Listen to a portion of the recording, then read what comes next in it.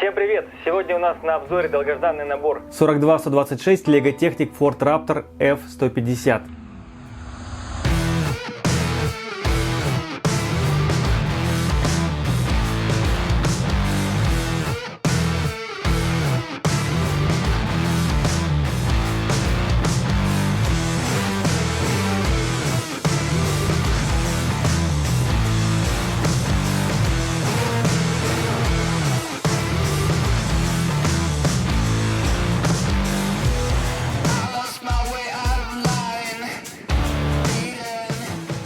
Это набор линейки 18+. Здесь 1379 деталей, и цена в Европе составляет 139 евро. В России рекомендуемая розничная цена составляет 13 999 рублей, что уже примерно 160 евро. И, внимание, в США цена ожидается 99 долларов, что почти в 2 раза дешевле, чем в Европе и у нас. Думаю, нам всем стоит чуть больше узнать о предпочтениях американцев, их образе жизни и автомобилях, которые они предпочитают. Например, в 2020 году в топ-10 самых покупаемых автомобилей входят целых 4 пикапа. И все эти 4 пикапа американского производителя. Это полноразмерные огромные пикапы размером с Toyota Tundra. И на первом месте догадайтесь кто? Ford F150, как раз базовая модель вот этого Форда, в обычной гражданской спецификации. Как мне кажется, LEGO хочет повысить продажи серии линейки LEGO Technic в Америке, потому что эта линейка всегда в Америке продавалась плохо. Как известно, основные технари — это европейцы, ну и, конечно же, россияне. Все очень просто. Продаем народный автомобиль национальной марки, а именно Ford, массово в каждом Walmart, в каждом Магните, в каждой пятерочке. Ну, я, естественно, говорю про американские магазины. И если у нас стоимость данного набора это одна минимальная зарплата, в Америке этот набор могут просто... Но не стоит сильно огорчаться, вы знаете, что в России спустя некоторое время наборы появляются на прилавках онлайн-магазинов по цене со скидкой до 50%. То есть его реальная цена со скидками, думаю, будет в районе 6,5-7,5 тысяч. А продажи данного набора начнутся 1 октября по всему миру. И у нас в России я пока его увидел только на витрине магазина Мир Эксклюзивов. Он весь набор, на самом деле пакетов немного. Так, инструкция, модели, история Ford F150, вообще серии F. Behind the scenes. Тут даже вот видно, что использовались арки от Porsche. Рассматривая содержимое набора, хочется очень часто оглядываться назад на такие наборы, как 42111, это Dodge Charger Dominico Toretto, а также набор 42125. Итак, что тут нового у нас? В первую очередь это арочки в новом цвете. Такая же арка, как в наборе 42096 Porsche RSR.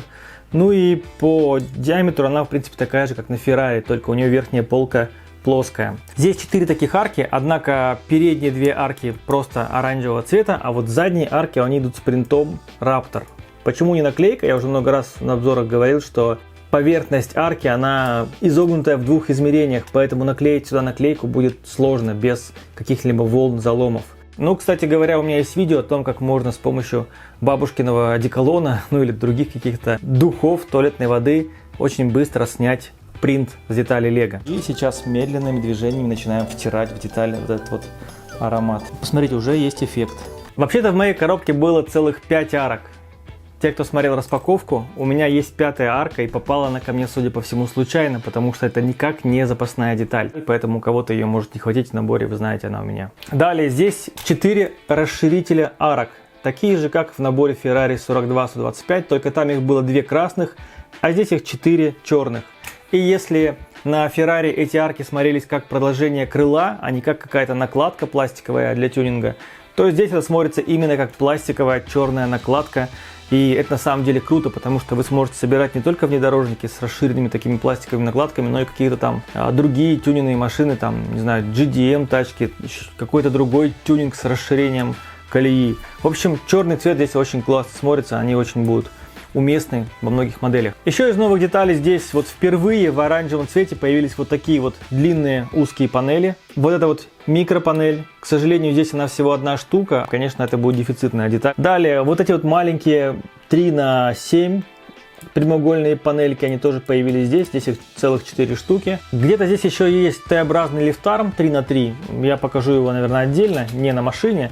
Ну и вот эта вот деталь это удлинитель вот такой вот панели, она здесь в количестве 2 штук. Из специфических деталей, скажем так, для машины здесь целых 4 вот таких вот ступицы, каждая из которых можно подвести привод. Забегая вперед, скажу, что приводов здесь нет вообще. Эти ступицы напрямую, впервые подключены напрямую с помощью осей. Это предусматривается, поэтому проблем в этом никакой нет, но как-то не ожидаешь. Также здесь есть один дифференциал, некоторое количество шестеренок, тут их, наверное, порядка 10 штук. Одна короткая рулевая рейка для передней рулевой системы. Рычаги передней подвески. Сзади у нас подвеска мост, поэтому здесь есть деталь шарнира. Вот деталь старого типа, а вот деталь нового типа. У детали нового типа появились приливы. Новая деталь, она при использовании никоим образом не будет уступать старой. Новая модель руля, она уже встречалась в других наборах. В наборах кемпер, в охотнике за привидениями. Такой вот очень интересный и реалистичный руль размером 4 студа в диаметре. Ну и первый же вопрос с YouTube, который вы оставили под трансляцией о распаковке наборов пикапов. Макс спрашивает вопрос: насколько хорош набор как ресурсник? Стоит ли брать его на детали? Ну, смотрите, я только что сказал, что здесь технические специфические детали для постройки машин есть. Я, кстати, забыл сказать, что здесь 4 амортизатора, 2 мягких и 2 жестких. То есть здесь есть все детали для постройки шасси, как минимум механического. И плюс к тому, здесь большое количество оранжевых деталей, и они все оранжевого однородного цвета. Это говорит о том, что у вас, даже если вы будете делать самоделки, у вас цветовая гамма будет в основном оранжевая, может быть черная где-то местами, да. То есть модели будут получаться однородного цвета, и когда так это все получается, это на самом деле приятно. В общем, набор хорош как ресурсник автомобильный для постройки машин, для постройки шасси, но, конечно же, все зависит от цены. Если не смотреть на цену, то да, набор как ресурсник хороший. Сейчас мы поговорим о внешнем виде и функциях. И вот сразу же есть следующий вопрос от моего подписчика-зрителя. Лимончик задает: почему именно оранжевый цвет? Почему нам не представили, например, арки в черном цвете? Соответственно, машина тоже в черном, видимо, да, имеется в виду. Уже столько пестрых деталей, пестрых арок было, черных до сих пор нет.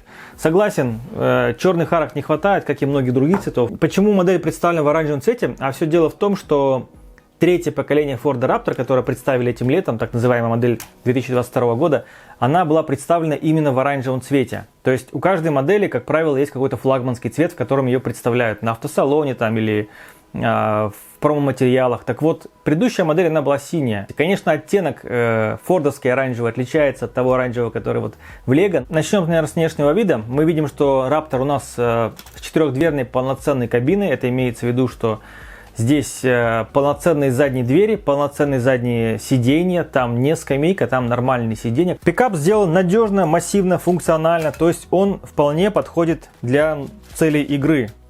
Хотя, конечно, мы говорим сейчас о наборе 18+, но об этом позже. Открываются все двери, открывается капот, предоставляет доступ к двигателю, к макету двигателя, который у нас работает от задних колес. Открываются двери передние, задние, ну и, конечно же, грузовой борт откидывается вниз. Что примечательно, очень интересно сделано крепление борта, так называемые детали шарниров каких-то больших фигур или биониклов, кому как понятнее. И вот у нас борт очень туго открывается, закрывается по сравнению с обычными пинами. В модели даже есть детализированная приборная панель, салон, естественно, полноценный задний трехместный диван, спереди 2 кресла. В этот раз панель приборов сделали классно. Не помню, как это было на Dodge Charger, но если бы это было классно, я бы это однозначно запомнил. Руль тут диаметром 4 студа нового дизайна, и он идеально сюда вписывается. Сиденье сделано здесь тоже неплохо. Это лифтармы, даже некий такой спортивный профиль. Отличные сиденья для моделей, которые не стоят 35 тысяч и не являются из линейки серии Ultimate. Как машина, пикап сделан очень хорошо, очень добротно. Именно как машина. То есть вот крыша, трясу, все работает, подвеска работает, прыгает. Привод здесь на заднюю ось, колеса через дифференциал. Задние оси, они передает вращение на мотор, который расположен под капотом. Задняя подвеска — это не разрезной мост. Сам по себе ход здесь небольшой, если вот так мы делаем. Однако, если сделать диагональное вывешивание, диагональную артикуляцию моста, то мы видим, что ход очень хороший получается. И он, наверное, близок к реалистичному даже, да. По передней подвеске ход чуть побольше, потому что традиционно независимые подвески всегда ход больше, чем у задней получается, у Lego моделей. Такой вот флекс. Кстати, задняя подвеска использует шаровый шарнир от Unimoga, что делает ее также надежной. Оторвать мост практически нереально. И следующий вопрос от подписчика, который прозвучал, это SF Customs. Скажи, пожалуйста, какие наборы этого же масштаба имеют спереди независимый тип подвески, а сзади мост? Ну, на самом деле, я, по-моему, на стриме проговорился, что таких моделей много, но на самом деле их немного. Вот точно такая же схема подвески как раз у нас у Dodge Charger. Тоже сзади шарнир, мост, а спереди независимая подвеска. Примерно такая же похожая подвеска была в наборе 8081. Правда, здесь использовались детали старого типа, еще шара тогда не было. Для демонстрации или даже игры подвеска сделана отлично. Тут хороший запас хода, она прочная. Единственный маленький минус, наверное, это люфты, которые здесь есть на передней подвеске. Здесь активно используются для крепления просто оси, не пины какие-либо, поэтому у нас рано или поздно подвеска расшатается и начнет люфтить. Запомните этот момент, потому что мы к нему вернемся и обязательно обсудим еще вот такую вот подвесочку. У рулевой системы находится колесико на крыше, которое можно легко снять, как у многих последних моделей, но для того, чтобы у машины был эстетичный вид на полке, без всяких торчащих там сверху прибамбасов, шестеренок. Угол поворота колес очень хороший, потому что здесь нет привода на передней оси, поэтому ничто не ограничивает поворот ступиц, и в принципе можно вот так вот машиной катать, играть активно. Но я сейчас рассказывал про модель и очень даже хвалил ее, но я намеренно не говорил Ford Raptor. Потому что как Ford Raptor это просто... Замечательно. Гениально. Нет, конечно же, у них не получился какой-нибудь УАЗ Патриот, у них все же получился Ford Raptor, и он, в принципе, узнается, да? Слушайте, я не узнаю вас в гриме. Но есть много нюансов. Такое ощущение, что модель, которая предназначена для категории 18+, она делалась для категории 5+, то есть для маленького американского ребенка 5 лет. Как мне кажется, взрослый человек, который разбирается в машинах, он соберет эту модель и обнаружит, что не совсем все так красиво, как предлагается на коробке. Это такая вот игрушка а-ля Полесье. Современный дизайн, цветовая палитра, функциональность, прочность и безопасность нашей продукции. А теперь конкретнее, что делает игрушку, модель, похожую на оригинал? Во-первых, у модели есть какие-то фирменные отличительные черты, которые безошибочно дают понять, что перед нами конкретная модель конкретного бренда. Наверное, у большинства моделей в первую очередь это оценивается по решетке радиатора, по фарам, по капоту, и в целом по передней части. По крайней мере с пикапами, мне кажется, так, потому что пикапы сзади практически все одинаковые. Так в чем же здесь надо было постараться в первую очередь? Конечно же, у нее знаменитая форма решетки радиатора со скосами уголков сверху, фары, наверное, горбатый капот, если говорить применительно к Ford Raptor. Да вы даже можете сами загуглить любую модель или тот же Ford Raptor, и вы увидите, что почти все картинки, которые выдает Google, это вид спереди, 3/4 спереди, вид спереди сбоку и так далее. На первых страницах я даже не мог найти вид сзади, чтобы посмотреть, как там выглядят, например, задние фары, задний борт и так далее. То есть о чем мы сейчас все это говорим? О том, что дизайнерам в первую очередь нужно было очень-очень-очень постараться над передней частью, над решеткой радиатора, над фарами, над капотом, над крыльями. Вся вот эта передняя часть, на которую в первую очередь обращаешь внимание, когда идентифицируешь машину. Что же получилось у наших дизайнеров Lego? Они сделали все максимально точно, я бы даже сказал 1 к 1. Потому что они сделали тупо наклейки, которые заменили нам и ту самую узнаваемую решетку радиатора, и фары, и даже вентиляционное отверстие на капоте. Окей, сделали они эти наклейки, там с фарами понятно, с решеткой тоже можно простить. Но эти наклейки, их ведь нужно натянуть на какие-то определенные формы, которые должны быть сделаны максимально точно и похожими на оригинал. Что получается здесь? Они схалтурили с наклейками, они же еще и схалтурили с формой модели. Смотрите, углы скоса капота, они должны быть больше. То есть у нас в эту панель следовало наклонить на такой угол, чтобы у нас передняя кромка капота походила на оригинал. Далее, капот, если смотреть на него сверху, он здесь почти квадратный. На оригинальной машине он скорее, наверное, прямоугольный. Я приложу картинку сейчас, чтобы было видно. То есть у нас вся вот эта передняя часть, от передних стоек до бампера, она кажется чересчур длинной. Потом колеса. Колеса должны также быть ближе к переднему бамперу, то есть у нас получается большой передний свес. Возможно, это связано с тем, что они применили эти арки, и они достаточно большие, настолько большие, что тут уже, в принципе, бампер, он не должен был выпирать, его нужно было делать максимально утопленным туда внутрь. Но тогда у нас будет проблема в том, что при повороте колеса, при сжатии подвески, у нас бы наверняка колесо задевало бы здесь за конструкцию фары. Тема с передними черными расширителями — это вообще класс. Как я сказал, это классная деталь, и она здесь очень к месту. Форма капота, ну, наверное, так, соу-соу, она не очень похожа. Еще и потому, что, наверное, вот эти вот панели, их я бы разнес еще бы в стороны, как минимум на один студ в каждую сторону. У нас бы тогда в капот получился бы более такой прямоугольный, чем сейчас. Передние стойки сделаны нормальными, наконец-то. Ну, это, конечно, не первый набор, но это приятно, что их сделали не просто как у Гелендвагена прямоугольное лобовое стекло, а нормальное трапециевидное стекло с заужающимся кверху стойками. Это класс. Двери сделаны, честно говоря, примитивно. Они абсолютно плоские, просто тупо полотно, которое вот не имеет ни закругления снизу, ни закругления сверху, чего все-таки хотелось бы сделать. И ведь это не проблема, потому что можно было использовать какие-то микропанели. Вот такие микропанели можно использовать, такие панели легко можно было сделать. Кстати, вот эта вот панель скошенная легко могла встать сюда вот вместо этого слоупа. Почему нет? Да, угол, может быть, был бы не такой, но это смотрится здесь лучше, потому что это техник. Средняя и задняя стойка крыши — это тоже отдельный кошмар. Это просто слоупы на пинах со студами. Но здесь я, конечно, могу объяснить и вступиться даже за Лего. Здесь сделаны вот такие вертикальные нормальные стойки только для того, чтобы модель выдерживала вот такую вот нагрузку на отрывание крыши. А ведь дети, которые будут играть, странно, почему они будут играть на наборе 18+, дети, которые будут играть, они наверняка будут хватать модель за крышу. Ну, хорошо, не дети, дядьки 30 лет, они будут хватать набор за крышу и делать вот так вот. По зеркалам. Ну, зеркала для данного масштаба, в принципе, сделаны традиционно из лифтармов, но мне не нравится то, что они вот так вот свободно вращаются и загибаются даже внутрь. То есть какая-то фиксация, мне кажется, все равно была бы уместна.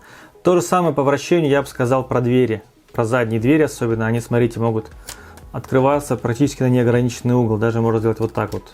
Ну, как-то так вот это не очень красиво. Ручки дверей сделаны с помощью наклеек. Вот так часто делают, но иногда хочется, конечно, красивых каких-то Lego System деталей, как Мадока делает, например. По задней части, по самому кузову даже, наверное, ничего не скажу, потому что здесь все выглядит нормально. Ну, по крайней мере, к кузову не придраться. Явных каких-то диспропорций здесь нет. В задней части у нас два патрубка выхлопной системы, бампер. Вот эти вот угловые коннекторы могли бы иметь больший угол, не тройки, а как минимум четверки бы смотрели здесь лучше, как мне кажется. Сзади узнаваемость тоже нормальная, конечно же, за счет наклейки в большей степени. Вот. Ну а по фарам, конечно, здесь опять же фиаско. Если с передними фарами мы что делали? Передние фары была просто цельная наклейка на одну деталь и получалась фара. То задние фары у нас Житие мое. не одна наклейка, а целых 3 наклейки на 3 детали клеится. Это ведь надо же еще ровно наклеить, чтобы не испортить вид модели, да? Конечно, это не очень красиво, учитывая, что еще и вот эти детали сырки можно было использовать как прозрачные. Ну, прозрачные красные, там прозрачные белые, всякие разные. Да, и такой момент еще есть, что фара, она все-таки наплывает сзади на крыло, поэтому необходимо было бы здесь не просто 2-3 сырками обойтись, как многие думают, сейчас куплю, заменю, а нужно действительно выстраивать красивую фару из деталей Lego System, чтобы она смотрелась классно. Давайте посмотрим теперь багажник, точнее грузовую платформу. Здесь все нормально, все хорошо, за исключением, наверное, вот этих вот пинов с бушами. Они вот сзади, вот на задних стойках кабины, и вот в этом месте торчат. Не знаю, почему здесь поставили вот такие детальки красные, хотя не помню, существуют ли они в оранжевом цвете, да хотя бы в черном они бы смотрелись, конечно, лучше, чем в красном. Что такое Ford Raptor? Вообще в линейке Ford F-Series автомобиль для скоростной езды по пересеченной местности. А если конкретнее, то это некая псевдогоночная модель пикапа для гонок, ну типа там, как гонки Баха 1000, которые проводятся в Мексике, недалеко от Калифорнии. Ну, то есть просто езда по пустыне, по холмам. В общем-то, в России на открытых больших прямиках он бы тоже был бы актуален.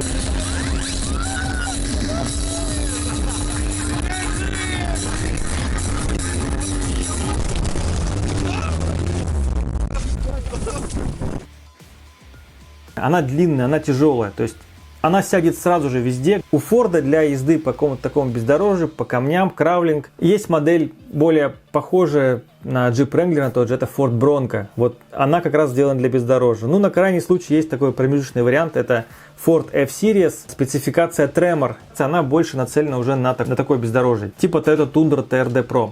Ford и Raptor никогда не были заднеприводными. Это всегда полноприводная машина, ну, с отключаемым передним приводом. Вы можете ехать на заднем приводе, можете на полном приводе. Здесь part-time. И мне кажется, Lego не обязательно было делать именно серию Raptor. Именно вот спецификацию Raptor можно было сделать обычный фермерский грузовик.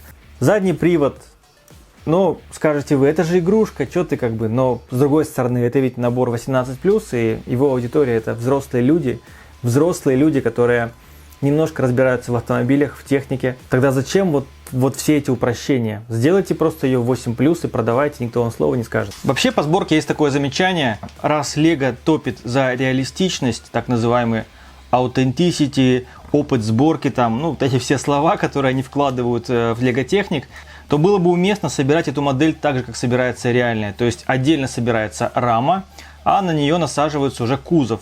Притом насаживается не частями, как это делает обычно Lego, а сразу целиком фиксируется там парочкой деталей, и это было бы вообще просто круто. Итак, хотелось бы, наверное, многим из вас сравнить ее с другими моделями, но я сейчас не говорю о сравнении там по цене или сравнивать с каким-нибудь там Bugatti или Lamborghini. Мне в первую очередь хотелось сравнить ее именно по размерам, по масштабу. Вообще, я ожидал, что модель будет больше размером. Мне казалось, что здесь просто бесконечное количество студов ширины капота, крыши.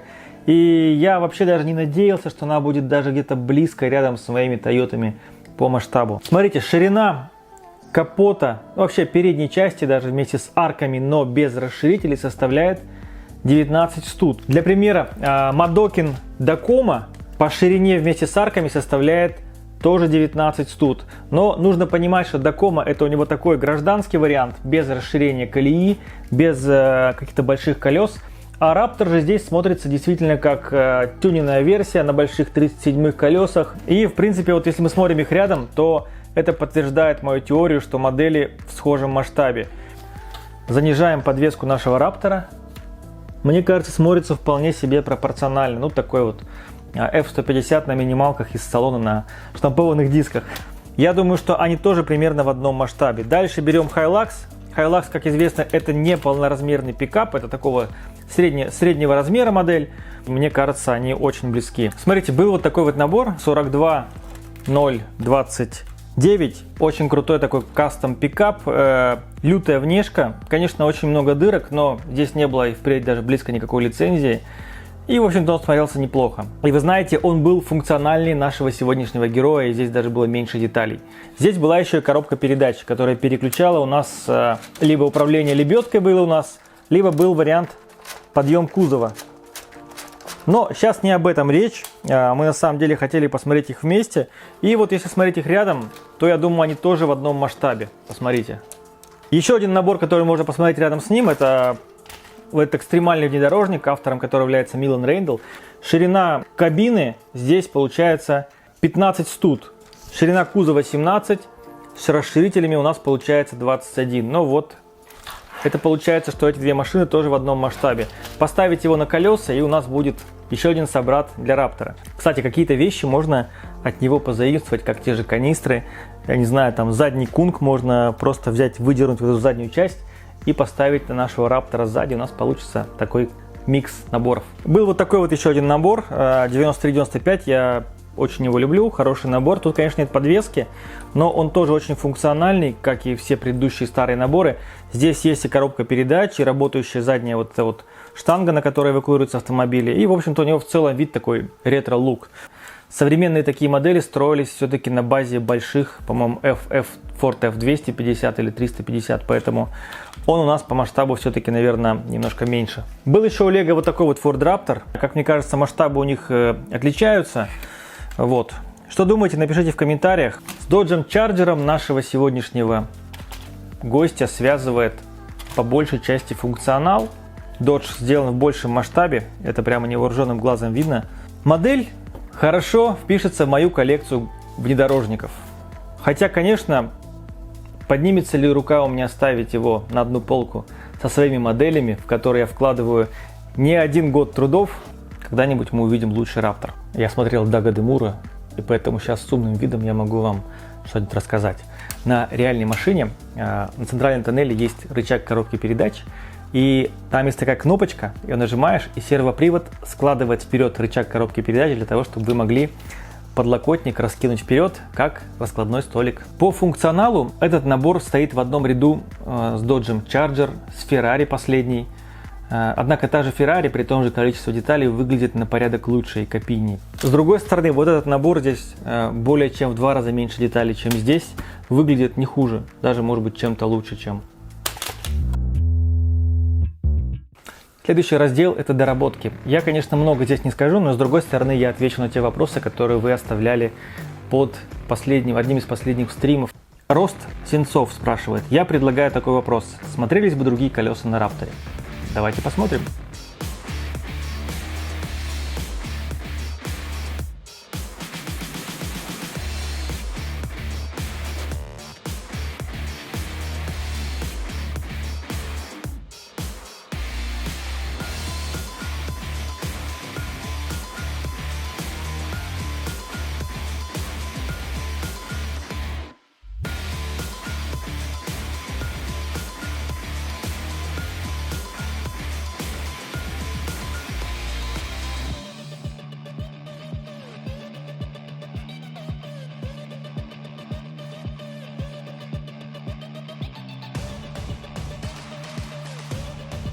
Многие колеса сюда подходят. Конечно, не все помещаются в арке, несмотря на то, что вы их видели на машине.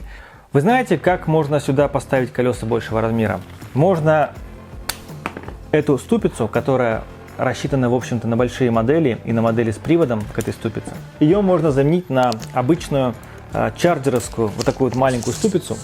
Конечно, предварительно надо будет, скорее всего, увеличить длину тяг, тем самым расширить колею, потому что если мы поставим вот такую ступицу, у нас колея сокращается, колесо у нас сядет гораздо глубже внутрь, и оно спрячется глубоко в арке. Плюс будет в том, что у нас оно будет примерно вот так вот двигаться, не вот так вот двигаться, а вот так вот двигаться. Тут вообще подходят колеса даже 68 мм, как те, которые были на Бэтмобиле, так и старые колеса, узкие, модультивные.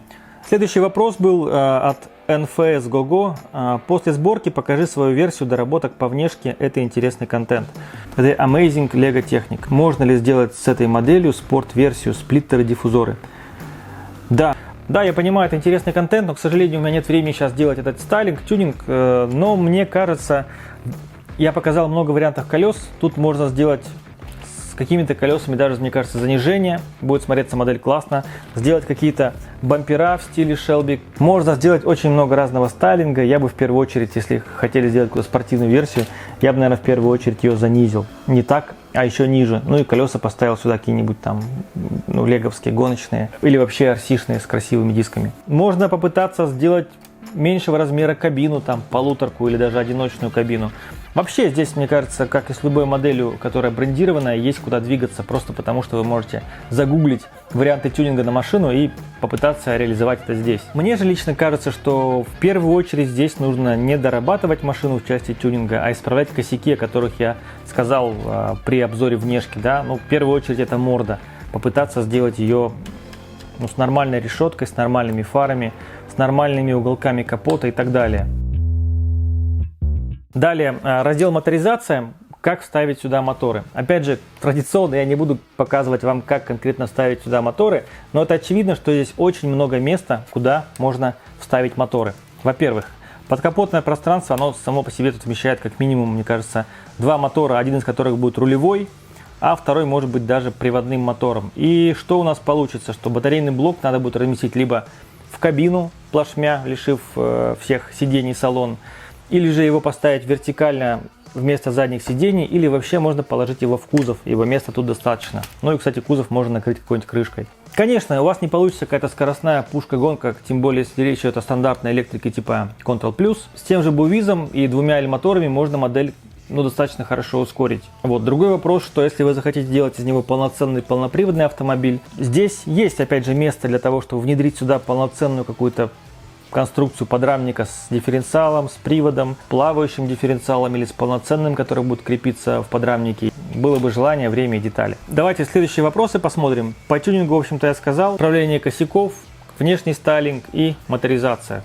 В общем-то, все. Преданный фанат дачника, сделай в обзоре, что лучше брать. Лично я хочу туда сравнение этого Форда и Феррари. Рассматриваю на полку, на подвеску, на игру. Ну, то есть, рассматривать, получается, и на детали, и на полку. И вот еще один вопрос, его пишет Огурец прогрессирует. Привет, Егор, сравни Раптор, пожалуйста, с Феррари.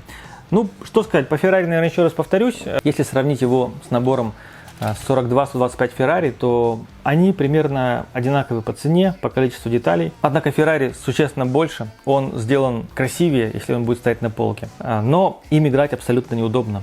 Что касается этой модели, лучше подходит для игры, но на полке, наверное, она будет смотреться хуже. Но это, во всяком случае, мое мнение. Но как ресурсники оба хороши для постройки машин. Просто из этой машины вы, скорее всего, будете строить какие-то багги, внедорожники, может, грузовики. А из модели, которая Ferrari, вы будете строить какие-то гоночные машины. Provenance Lego Technic. Стоит ли брать Raptor в дополнение к Dodge на полку? И следующий же его вопрос. Стоит ли брать Raptor в дополнение к Корвету? Можно ли из них построить полноценную модель?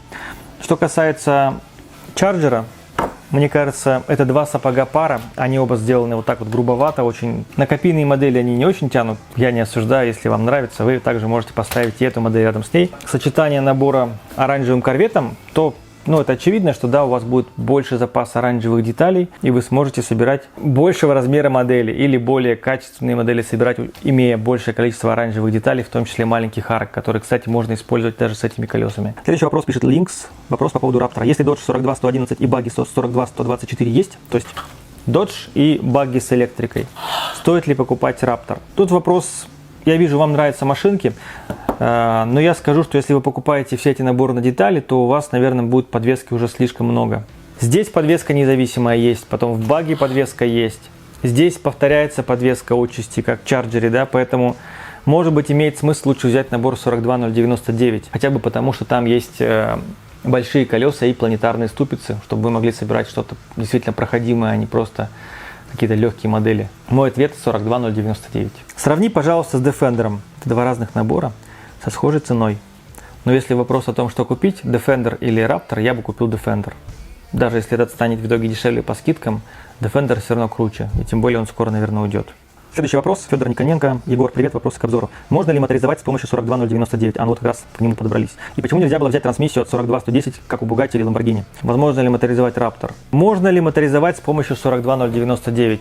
Можно. Там есть и малые моторы, и большие моторы XL. Можно даже использовать профиль от ролейки. Если вы берете один XL мотор, то профиль от ролейки даст вам те самые переключатели скоростей, которые, может быть, не очень удобны в игре, но тем не менее дают какое-то разнообразие.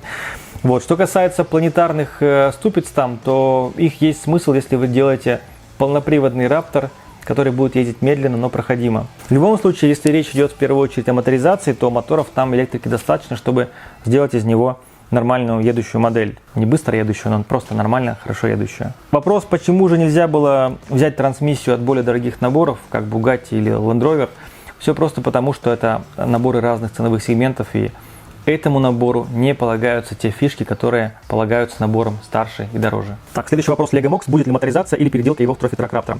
Хорошая, интересная и заманчивая идея, но я, наверное, сделаю сначала свою версию Raptor, улучшенную, а потом, наверное, буду думать и смотреть, можно ли из нее сделать что-то.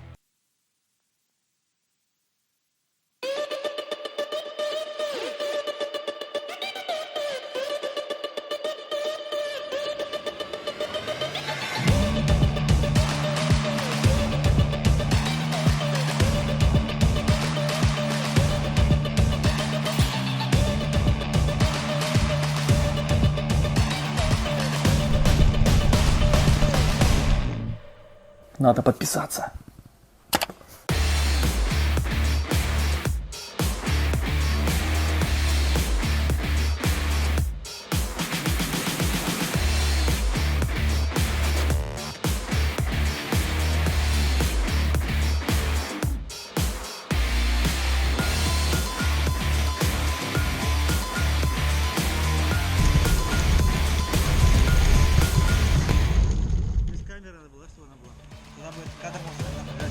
Давай мимо тебя просто.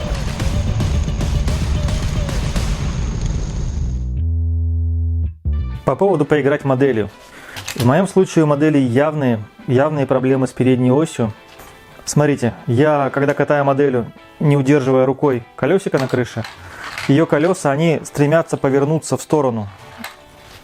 Прямолинейно машина ездить не хочет. Вот, они либо вперед, либо назад начинают поворачивать.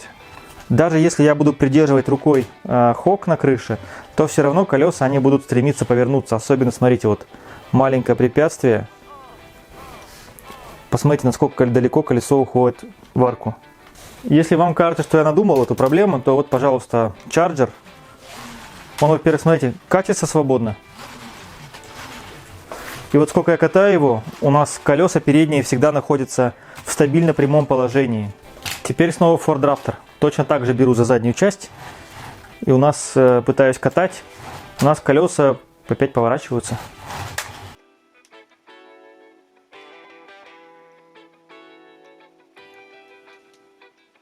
Теперь смотрите, я поставил плоские колеса.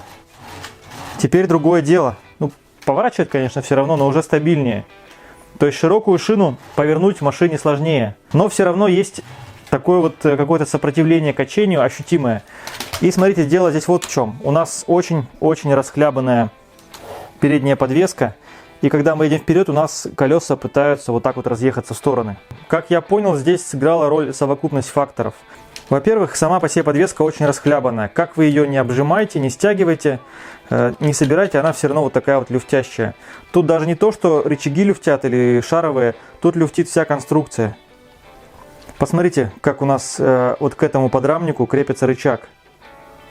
Он крепится только вот в этом месте, вот этим пином. С этой стороны он никак не закреплен. И рычаг вот так вот ходит. Это просто черные балки, которые идут туда вниз. Весь подрамник ходит ходуном, как будто бы это не независимая подвеска, а неразрезной мост висит спереди. Второе, это покрышки, которые, как я уже продемонстрировал, и за счет своего рисунка протектора, ну, склонны к разъезжанию в стороны, так скажем. Потому что плоская шина, она стремится ехать прямо, потому что у нее есть сопротивление повороту даже банально. Если она будет еще шире, как на Dodge Charger, она еще будет сильнее сопротивляться вот такому повороту за счет того, что трение поверхность. Вот здесь же трение минимальное, потому что у нас едет по сути только центральный рисунок, только по сути едет по дороге, и колесо, в общем-то, очень легко повернуть влево-вправо. Третья причина, она может быть неявная. Когда я делаю модели с дистанционным управлением, то я всегда делаю рулевые тяги перед осью. Не могу объяснить, почему так, но когда тяги стоят спереди, а не позади оси, модель более стабильно едет прямо, она лучше поворачивает, ну и при наезде на препятствия у нас реже выламывает тяги. Ну и четвертый фактор, да, есть четвертый фактор еще, это использование здесь вот этих ступиц. Вот такие вот, если бы маленькие ступицы здесь использовали, то у нас колесо сидело бы ближе к оси поворота, который у нас проходит вот здесь вот, где шар. Соответственно, у нас плечо обкатки было бы меньше. Большое плечо обкатки — это когда колесо вот так вот гуляет сильно в арке при повороте. Если же у нас колесо сидит максимально близко к оси поворота, то оно поворачивается вот примерно вот так вот. В нашем случае оно отдалено от точки поворота, и оно вот таким вот образом гуляет. И создается своего рода рычаг, который способствует тому, что когда модель наезжает на препятствие, колесо у нас просто поворачивается назад. Получается, что модель имеет колеса, которые стремятся разъехаться, отрицательное схождение. Второе — это люфт подвески. Третье — это большое плечо обкатки. Ну и четвертое — рулевые тяги, которые расположены позади моста. Что модель-то я катаю, но я ощущаю сопротивление. Но зачем я вообще все это вам объясняю? Набор-то ведь 18+, не для игры. Он должен стоять на полке, а не кататься. Лего, похоже, сами запутались со своей маркетинговой программой 18+, и будем считать, что они вытягивают ярлычки 18, 8, 10 там, или 4+. Просто вытягивают их из мешочка, кому какой попал. И, видимо, этому набору попал не тот ярлычок. По всем признакам, а это по сложности сборки, по функционалу, по внешнему виду, в конце концов, и по игровым свойствам набора, это должен быть набор категории, ну, примерно 7-8 лет плюс. Но, похоже, здесь было как в мультике «Простоквашино». То лапы ломит, то хвост отваливается. Мы сделали вам пикап простой прочной конструкции, чтобы вы могли им играть. А потом взяли и наклеили просто тупо на него маску Ford Raptor. Все эти наклейки, и он стал таким сразу брендированным. И такие, а давайте продавать его взрослым под знаком 18+, и все афолы будут наши. А еще мы сделали его демократичным по цене, и теперь каждый фермер может купить такую игрушку себе и своим детям. Но только для Америки. И получается, с учетом совокупности всех факторов, модель вышла заднеприводной. Пока.